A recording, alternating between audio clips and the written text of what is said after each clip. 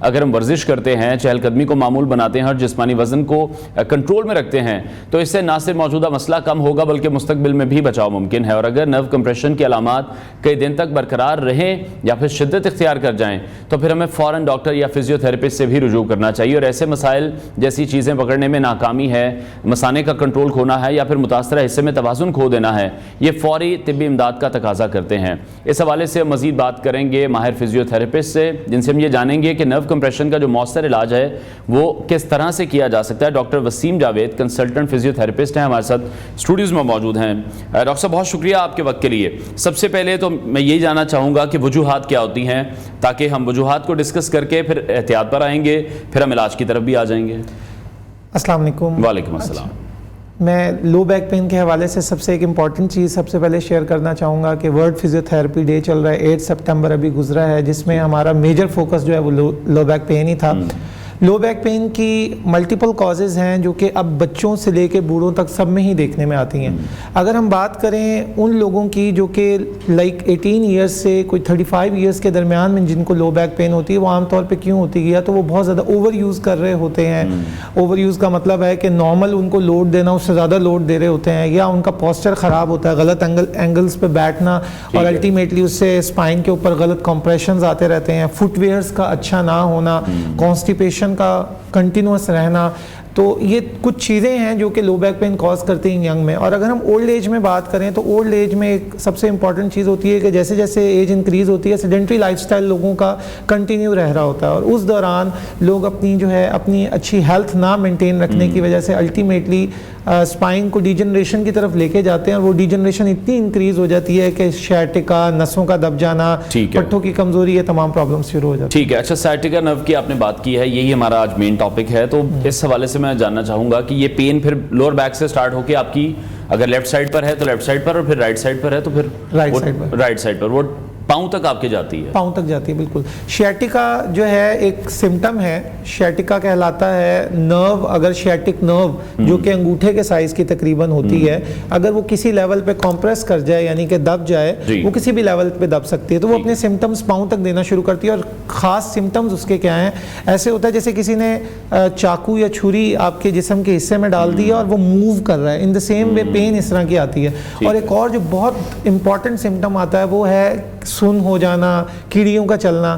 ہمارے پاکستان میں لوگوں کو سن کا جیسے نہیں پتا, بھاری پن کو سن کہنا شروع کر دیتے ہیں, تو ہم میڈیکل میں سن اس کو کہتے ہیں کہ ٹچ کا احساس ختم ہو جانا.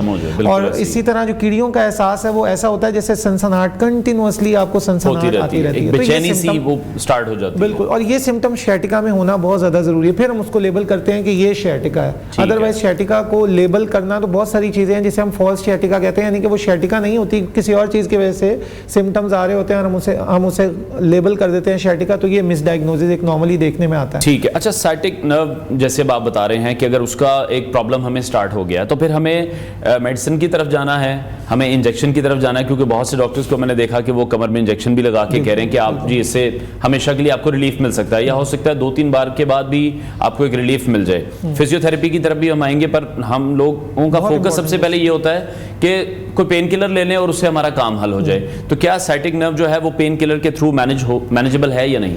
بہت important question. Medicine no doubt جو ہے امپورٹنٹ ہے, علاج ضروری ہے, لیکن دیر پا جو ہے یوز ہمیشہ نقصان دیتا ہے. نارملی لوگ 3 ماہ سے درد کی گولیاں ہی کھاتے رہتے ہیں, نرو پین کی گولیاں کھاتے رہتے ہیں, تو الٹیمیٹلی نقصان دہ ہے.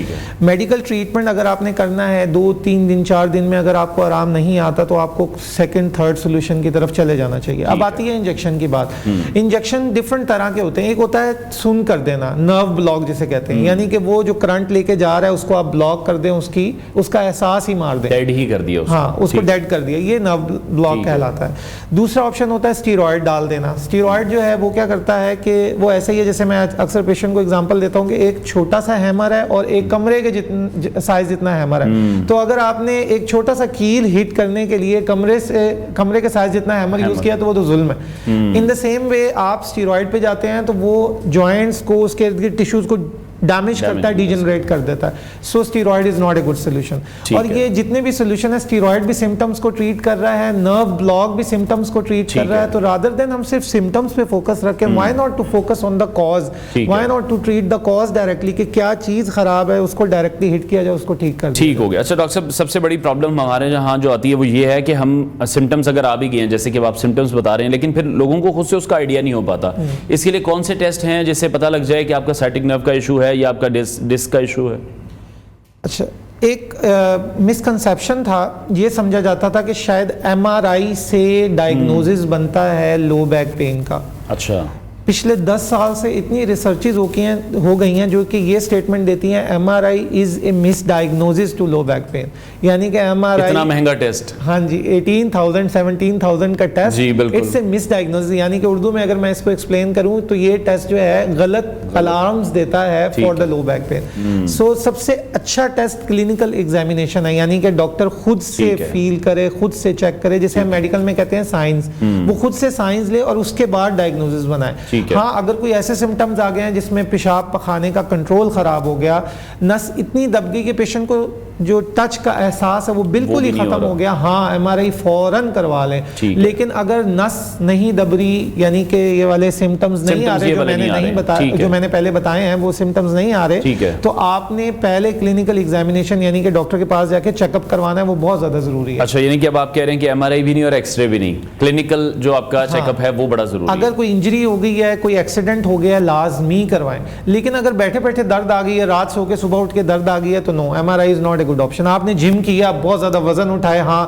کوئی انجری ہوئی ہے, تو آپ ضرور جائیں ایم آر آئی کی طرف, لیکن پریزنٹیشن وہ والی ہونا ضروری ہے. ٹھیک ہے ڈاکٹر صاحب, ابھی براہ راست ہمیں جانا ہے اپنے ناظرین کو لیے